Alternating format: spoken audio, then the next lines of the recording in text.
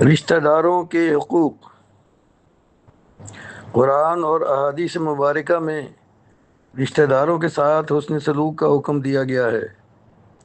ارشاد باری تعالیٰ ہے، ترجمہ: ماں باپ اور رشتہ داروں کے ساتھ احسان یعنی نیک سلوک کرو۔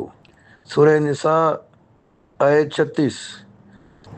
2 ترجمہ: جو مال بھی تم خرچ کرو اس کے مستحق درجہ بدرجہ ماں باپ اور رشتہ دار ہیں، اور پھر یتیم، مسکین اور مسافر ہیں۔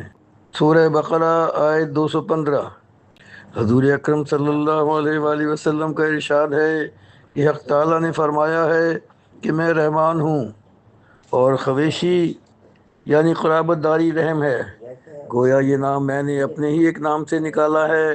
چنانچہ جو شخص اپنے خویش و اقارب سے پیوستہ رہتا ہے میں اس شخص کے ساتھ پیوستہ رہتا ہوں، اور جو کوئی اپنوں کے ساتھ ناطہ توڑ لیتا ہے میں بھی اسے تعلق توڑ لیتا ہوں۔ بخاری 5989۔ قطع رحمی کرنے والا جنت میں نہیں جائے گا۔ بخاری 5984۔